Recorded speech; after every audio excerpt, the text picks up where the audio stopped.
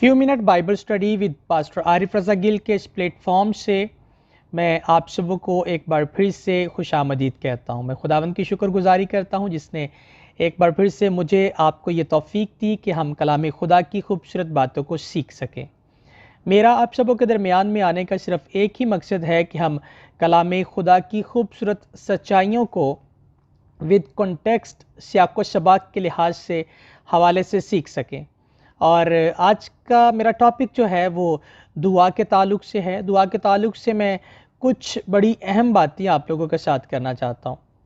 आप लोगों ने अपने इर्द गिर्द कुछ ऐसे लोगों को देखा होगा जो कहते हैं कि मैं एक बलीवर हूँ। बड़े ध्यान के साथ बात को सुनिएगा। आपने देखा होगा वो अपने आप को ईमानदार कहते हैं, वो अपने आप को जो है वो खुदा का खादिम कहते हैं, वो अपने आप को कलीसिया का मेंबर कहते हैं, वो अपने आप को कहते हैं कि मैंने बपतिस्मा लिया हुआ है और मैं एवरी संडे सर्विस जो है वो संडे जाता हूँ, संडे सर्विस को मैं चर्च जाता हूँ और मैं जो है हर तरह से खुदावंद के साथ जुड़ा हुआ हूँ। लेकिन फिर भी कुछ ऐसी बातें वो करता हुआ आपको नज़र आएगा जो कि एक ऐसे शख्स को जो अपने आप को दुआया जंगजू, प्रेयर वॉरियर, एक बलीवर, एक मसीह का फॉलोवर कहता है, उसे कुछ ऐसी बातें हैं जो नहीं कहनी। मैं वो बातें आप लोगों के साथ डिस्कस करने वाला हूँ और वो बातें क्यों नहीं कहनी उसके बारे में भी मैं आप लोगों को आगे चल के बताऊँगा। तो पहले वो बातें जो नॉर्मली आप एक बलीवर, एक बैप्टाइज्ड पर्सन, एक ऐसा शख्स जो अपने आप को नजात याफ्ता कहता है, वो जो बातें कहता है, पहले मैं उन बातों को आप लोगों के दरमियान में रखना चाहूँगा। बड़े ध्यान के साथ ये अभी जो आपके सामने स्क्रीन पे आने वाली हैं, इनको ज़रा अच्छे तरीके से देख लीजिए, पढ़ लीजिए और फिर ये बातें क्यों नहीं कहनी चाहिए मैं उन पर बात करूँगा। तो सबसे पहली बात, जब आप एक बलीवर हैं, आप एक ईमानदार हैं, आप एक दुआया शख्स, दुआया जंगजू हैं या फिर आप एक प्रेयर वॉरियर हैं, तो फिर आपको सबसे पहली बात जो कि नहीं कहनी चाहिए वो है कि खुदा मेरी दुआ क्यों नहीं सुनता। नंबर एक, खुदा मेरी दुआ क्यों नहीं सुनता। नंबर दो, मेरा मन यानी कि मेरा दिल नहीं लग रहा, दुआ में नहीं लग रहा, कलाम सुनने में नहीं लग रहा, प्रस्तिश में नहीं लग रहा। ये एक बलीवर को, एक दुआ करने वाले शख्स को ये नहीं कहना है। नंबर तीन, मैं अपनी प्रॉब्लम्स किसको बताऊं। आपको ये नहीं कहना है कि मैं अपनी प्रॉब्लम्स किसको बताऊं, क्योंकि एक बलीवर को अपनी तमाम तर प्रॉब्लम्स जो हैं वो खुदावंद के साथ डिस्कस करनी होती हैं। नंबर चार, मुझे कोई नहीं समझता। ये आपने एक बड़ा मशहूर डायलॉग जो है वो देखा होगा। एक नॉन बलीवर शख्स जो है वो भी कहता है और जो बलीवर है वो भी कहता है, मेरी कोई नहीं सुनता, मुझे कोई नहीं समझता। ना मुझे पास्टर समझता है, ना मुझे मेरा दोस्त समझता है, ना मेरी मिसिस समझती है, ना मेरा खावन समझता है, ना बच्चे समझते हैं। वो इस गिले के साथ आप लोगों के दरमियान में आता है, कहता है मुझे कोई नहीं समझता। तो नंबर चार, मुझे कोई नहीं समझता, आपको ये नहीं कहना। अच्छा, ये क्यों नहीं कहना, मैं फिर कह रहा हूँ कि ध्यान के साथ पहले इन 15-16 कुछ 10 से 15 बातें हैं, इनको पहले आप लोग सुन लीजिए, फिर मैं आगे चल के बताता हूँ कि इन्हें क्यों नहीं कहना। तो नंबर 5 है, मुझे डर लग रहा है। एक बलीवर के मुंह से, एक ईमानदार के मुंह से ये हरगिज़ नहीं निकलना चाहिए कि मुझे डर लग रहा है। नंबर 6, पता नहीं होगा कि नहीं होगा। पता नहीं होगा कि नहीं होगा। मैंने दुआ की है, पता नहीं वो सुनी जाएगी कि नहीं सुनी जाएगी। मैंने ऐसा किया है, मैंने नया काम शुरू किया है, पता नहीं वो काम सफल होगा कि नहीं होगा। ठीक है, नंबर 6 ये आपने अक्सर लोगों के मुंह से सुना होगा। नंबर 7, और कितनी दुआएं करूं, और मैं कितनी दुआएं करूं, और मैं कितनी दुआ करूं। 1 साल हो गया दुआ करते हुए, 2 साल हो गए मुझे दुआ करते हुए, 3 साल हो गए मुझे दुआ करते हुए, और मैं कितनी दुआएं करूं। पिछले 5 साल से मैं दुआ कर रही हूं, मुझे औलाद वाली बरकत नहीं मिल रही। मेरा पिछले 5 सालों से जो है वो बिजनेस नहीं चल रहा, मुझे पिछले 4 साल से जॉब नहीं मिल रही।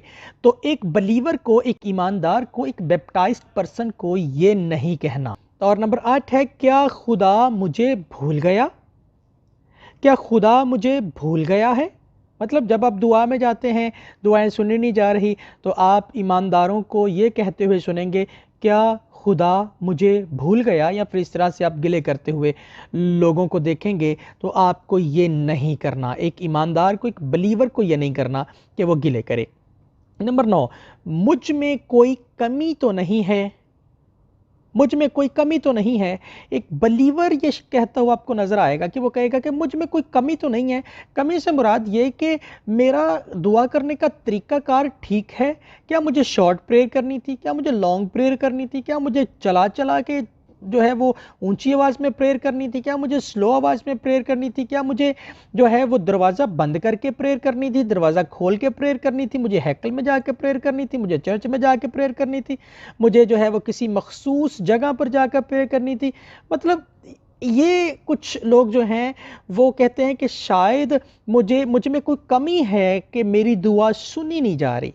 और भाई ऐसी कोई वजह नहीं है कि आप जो है वो किसी ऐसी जगह पे जाके प्रेयर करेंगे तो फिर सुनी जाएगी। चलिए, मैंने कहा आखिर में जाके इसको सीखते हैं कि मैं ये क्यों कह रहा हूँ कि एक ईमानदार को ये सब कुछ नहीं कहना। तो नंबर 10, मैं दुआ करके थक गया हूँ। मैं दुआ करके थक गया हूँ। कुछ लोग आपने देखा होगा वो कहते हैं मैं दुआ कर कर के थक गया हूँ। तो ये फ़िक्रा जो है एक ईमानदार को नहीं दोहराना। नंबर 11, मेरी दुआ में शायद मसा नहीं है। अच्छा, ये बहुत बड़ी कन्फ्यूजन है लोगों को। मेरी दुआ में शायद मसा नहीं है। शायद मैं जो है वो गहरे में नहीं गया, शायद जो है वो अनॉइंटिंग को फील नहीं कर रहा, शायद मेरे पास होली स्पिरिट नहीं है। ये एक बहुत बड़ा मसला है। चलें इस पर मैं बात करता हूँ आगे चल के। अच्छा, कहते हैं मेरी दुआ में मसा नहीं है। फिर नंबर 12, क्या मेरी खुद की दुआ काफ़ी नहीं है। वो समझते हैं शायद मैं दुआ कर रहा हूँ ये काफ़ी नहीं है, मुझे अपनी प्रेयर रिक्वेस्ट किसी पास्टर को देनी है, मुझे अपनी प्रेयर रिक्वेस्ट किसी एवेंजलिस्ट को देनी है, किसी इंटरनेशनल प्रीचर को देनी है, किसी नेशनली प्रीचर को देनी है।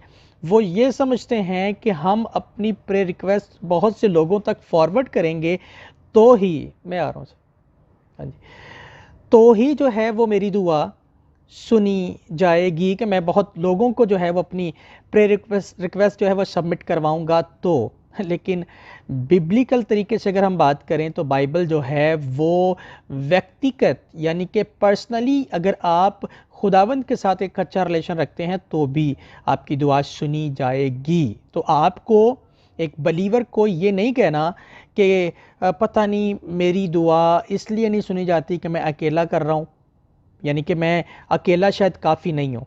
तो नंबर 13, खुदा मुझसे प्यार नहीं करता, इसलिए मेरी दुआ सुनी नहीं जाती। अच्छा, ये भी आपने देखा होगा कि कुछ लोग इस तरह का भी गिला करते हैं कि खुदा मुझसे प्यार नहीं करता। हालांकि वो बैप्टाइज्ड पर्सन होते हैं, उन्होंने बपतिस्मा लिया होता है और जो है वो बाकायदा अपने आप को मसीही कहकर जो है वो दुआ कर रहे होते हैं। तो फिर साथ ही साथ में कहते हैं खुदा मुझसे प्यार नहीं करता। और भाई ऐसी बात नहीं है कि खुदा आपसे प्यार नहीं करता। खुदा हर ज़िंदगी से प्यार करता है, खुदा हर शख्स से प्यार करता है, खुदा आपसे प्यार करता है, खुदा मुझसे प्यार करता है। खुदा तो एक गुनहगार से भी प्यार करता है, बस उसके गुनाह से प्यार नहीं करता और चाहता है कि हर एक इंसान की तौबा तक नौबत पहुंचे, यानी कि उसकी ज़िंदगी से गुनाह चला जाए।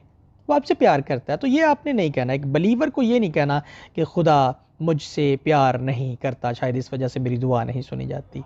नंबर 14, मेरी ज़ुबान में वो बात नहीं है, या फिर मेरी लैंग्वेज उर्दू में शायद मैं दुआ कर रहा हूँ, इस वजह से जो है वो सुनी नहीं जा रही, इस वजह से खुदा मेरी नहीं सुन रहा। मैं पश्तो में दुआ कर रहा हूँ, मैं इंग्लिश में दुआ कर रहा हूँ, मैं अरबी में दुआ कर रहा हूँ, मैं पंजाबी में दुआ कर रहा हूँ, तो शायद इस वजह से सुनी नहीं जा रही।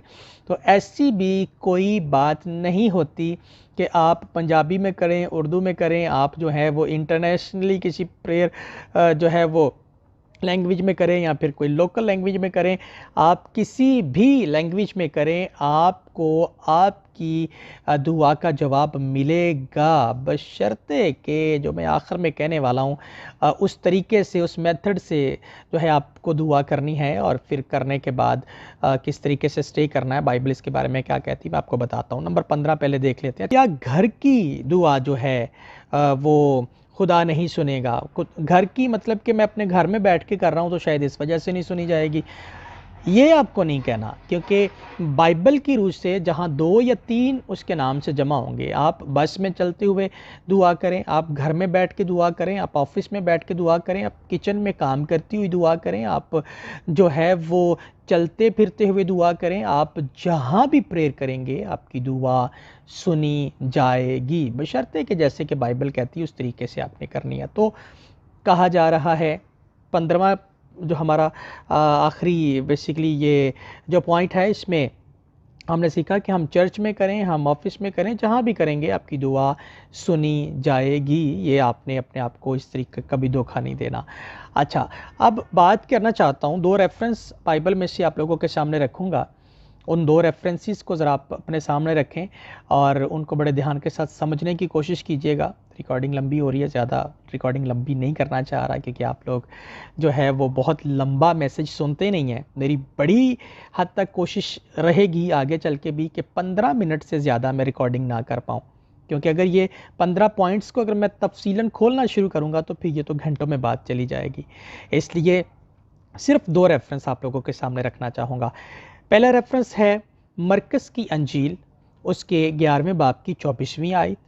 मरकस की अंजील उसके 11वें बाब की 24वीं आयत, जहाँ पर खुदावंद यीशु मसीह ने कहा था,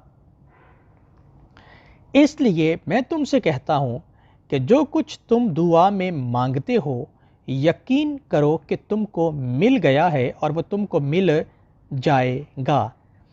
तुमको मिल गया है और वह तुमको मिल जाएगा। ध्यान कीजिएगा ज़रा इस बात पे, तुमको मिल गया है और तुमको मिल जाएगा। मिल गया है और मिल जाएगा मतलब खुदावंद जो है वो एक तो हाल यानी कि प्रेजेंट की बात करता है और साथ ही साथ में फ्यूचर की भी बात करता है कि बाज़ औक़ात कुछ चीज़ें मिल जाएंगी। ये आपको फेथ में स्ट्रांग होना है, ईमान रखना है कि मिल जाएगा, मिल जाएगा।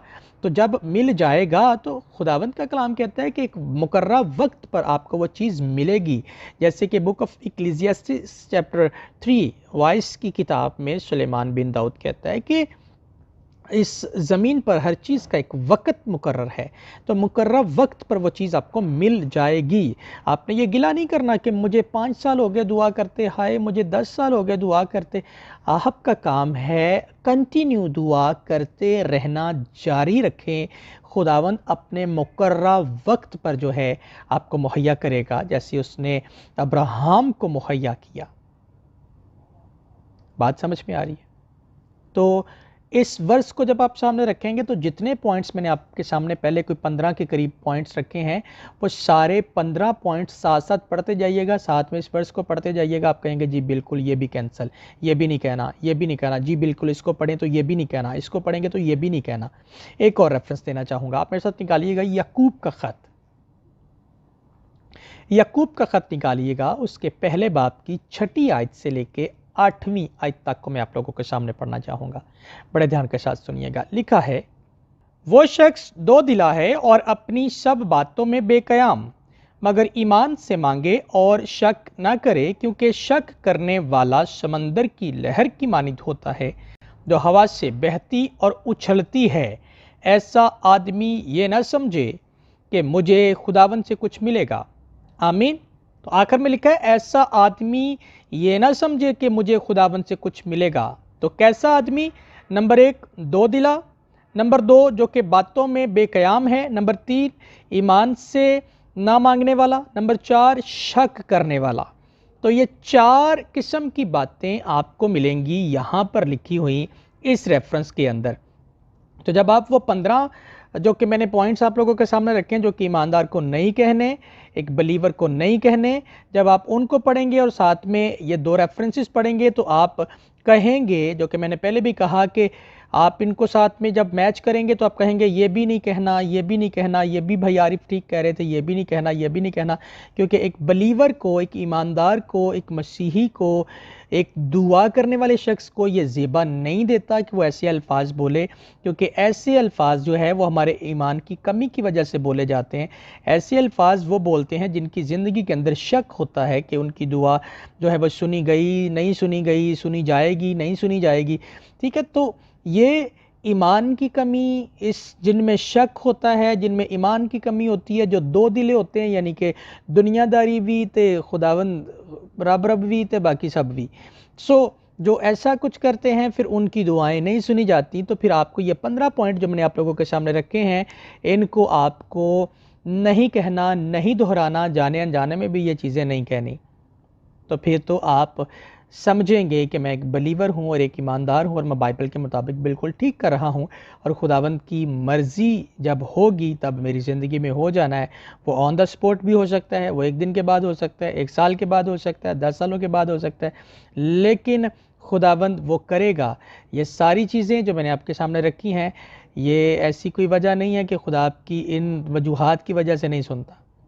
वो चीज़ें ना भी आप कहेंगे तो भी उसने अपने वक्त पर सुनना ही सुनना है। तो उम्मीद करता हूँ आपको ये सारी बातें जो हैं वो समझ में आई होंगी, और एक ईमानदार को क्या करना है, क्या नहीं करना, कैसे दुआ करनी है, इसके बारे में आपको समझ आई होगी। तो चलें, मिलते हैं बहुत जल्द नेक्स्ट वीडियो में, few minute Bible study with Arif Raza Gill के प्लेटफॉर्म से मज़ीद एक नए टॉपिक के साथ। और अगर आप पहली दफ़ा मुझे यूट्यूब पे सुन रहे हैं पास्टर आरिफ रज़ा गिल के इस चैनल पे, तो आप ज़रूर है कि इसको सब्सक्राइब कर लीजिएगा। वजह क्या है सब्सक्राइब करवाने की? ताकि आपके पास जो है वो इसी तरह की अच्छी सच्ची तालीम जो है वो पहुंचती रहे। और दूसरी वजह ये कि आप जब इसे सब्सक्राइब करेंगे आपके बिल्कुल पैसे नहीं लगेंगे, और फिर मैं अगर सब्सक्राइब करवा रहा हूं तो मैं बिल्कुल यहाँ से कुछ पैसे कमाने के लिए, कमाई का ज़रिया बनाने के लिए नहीं करवा रहा, बल्कि इसलिए करवा रहा हूं ताकि आप इसको सब्सक्राइब करें, बेल आइकॉन का बटन प्रेस करें, ताकि आपके पास ऐसी जो है वो वीडियोस, ऐसी टीचिंग प्रीचिंग आती रहे, ताकि आप जानते रहें कि कैसे हमें खुदावंद के साथ अच्छे तरीके से चलना है। हालेलुया।